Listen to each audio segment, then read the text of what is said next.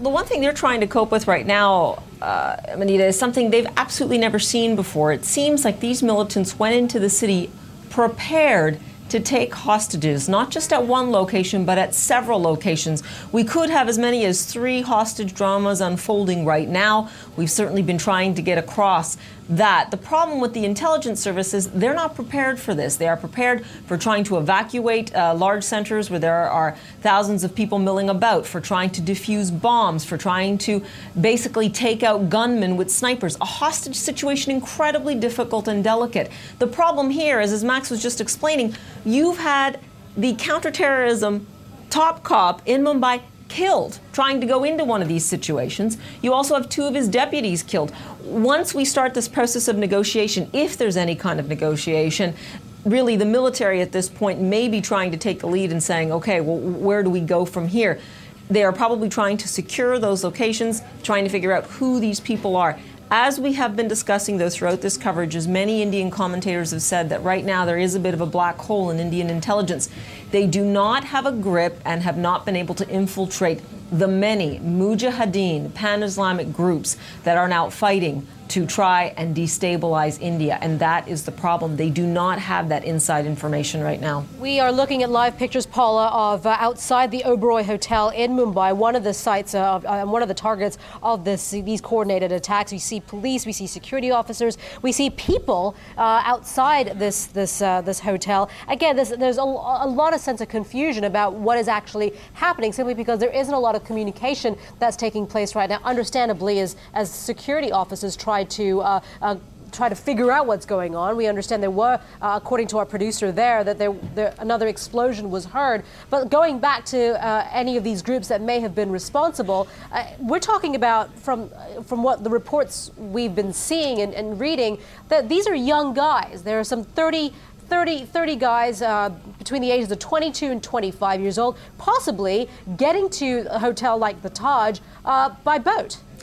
By boat, and obviously with a lot of weaponry. We know that they had automatic weapons. We know that they had grenades. Are they set up for something more? And I think that's what people outside of these hostage situations are trying to figure out.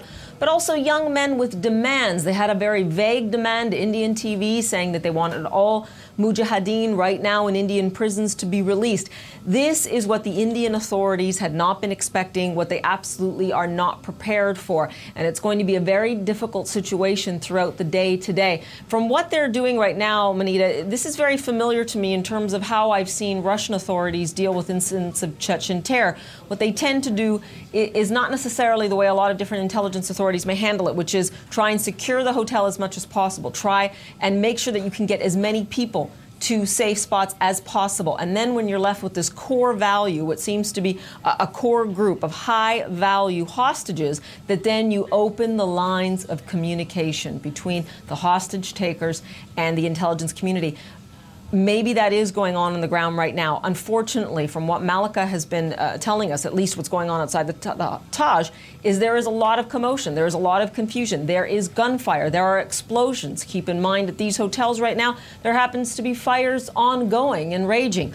All of this very confusing. And again, if you're looking at this from an intelligence point of view, any good intelligence service tries to see these kinds of things unfolding. They can never predict what's going to happen. But once you get to that point in time that you want to negotiate with the hostage takers, you have some insight into who they are, what they want, what their demands might be. Indian commentators have already come out and said today that the Indian intelligence just doesn't have that insight, which is why we have this confusion unfolding on the streets of Mumbai. I guess, Paula, I'm a little bit confused about a large country like India, a large city like Mumbai, some 17 to 19 million people in that city, but a country that has fallen victim to numerous terrorist attacks, that I'm confused that the country would not have the kind of intelligence to be able to A, either foil an impending attack, or B, to know exactly where to go next.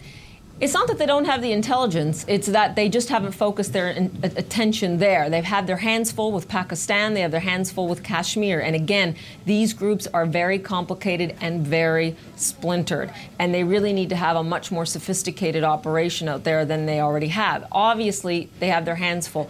they do have quite a challenge in front of them. But commentators have pointed out that they feel it is a failure of the Central Indian Intelligence Authority because they've not seen this coming, even though the Islamists themselves have tried to escalate attacks in the last year and change their tactics. One of the things Malika was pointing out was the security itself around the hotels. If you think that perhaps Western areas might be a target, try and beef those up with security. It seems that the authorities there weren't telling them explicitly to try and do that at these locations. You know, all of this is good and well in hindsight, and this is not about trying to do some kind of, analysis of if there are any failures, successes. I'm just trying to point out what the challenge is right now for those security officers outside the hotel and the weaknesses that they face in trying to ascertain who is holding these hostages and how they're going to be able to bring any of these hostages out safely.